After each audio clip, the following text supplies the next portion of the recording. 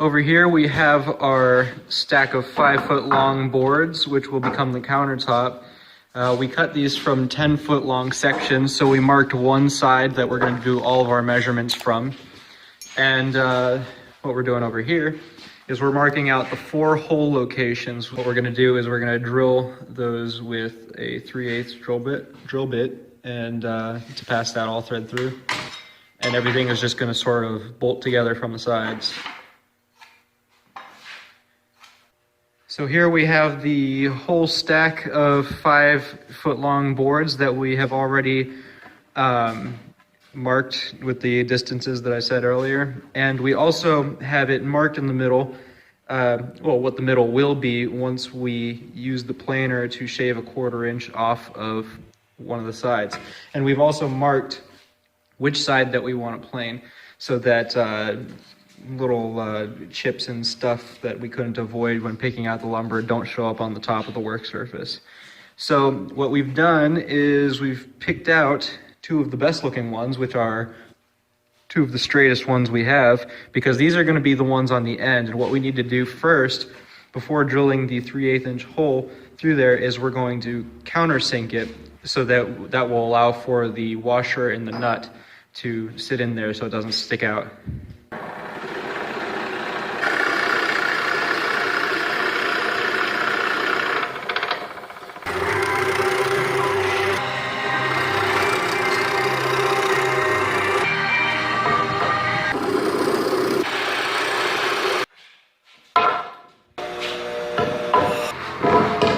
Once you have all the holes drilled, you stack them so that all of the sides that you're going to plane are on one side, and then all the other ones are on the other side. And we're about to find out how difficult it will be to actually get that all the way through. Uh-oh. These short threaded rods are long enough to fit through how many boards?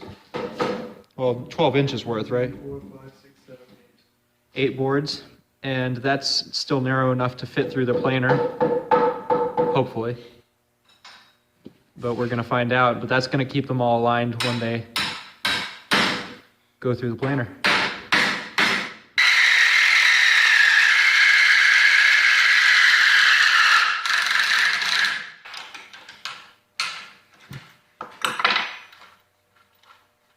Once you have that slab of boards bolted together, it's ready to go through the planer.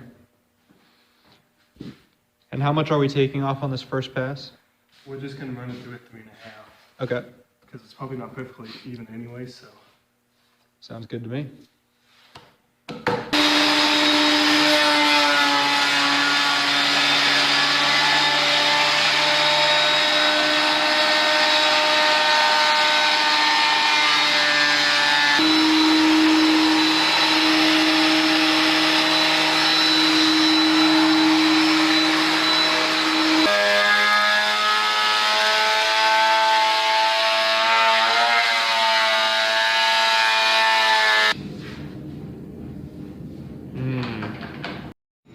All right, now that we have all of the 5-foot long slats planed, we have them all aligned in the order that we want them. And you can see here we have the threaded rod that's going to go through all of them. And we have the end pieces that we countersunk on the ends. So that's all looking pretty good. This is the bottom surface, which is why you can see all these ugly cracks and stuff. The top surface is a little bit nicer.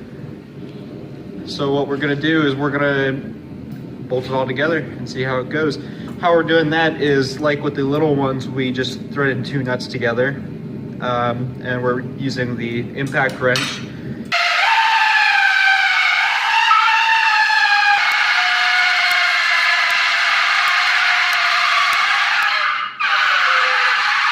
Now that we have all of the threaded rods through, we're going to put some washers and nuts on each on this side, and we'll tighten it from both sides.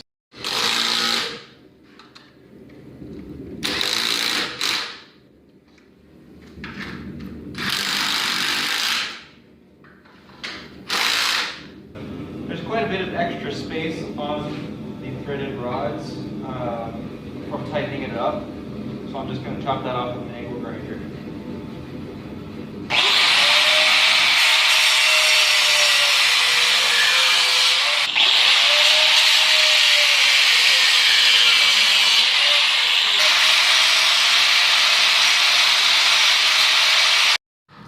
Now you could do this a little bit differently, but what we're gonna do is we're gonna chisel down a little bit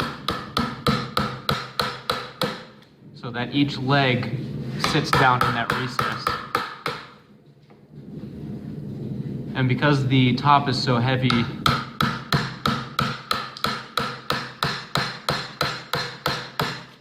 it'll probably just sit down in there pretty good. A lot of woodworking benches, the legs aren't even mounted onto the top because the tops are so heavy. Right.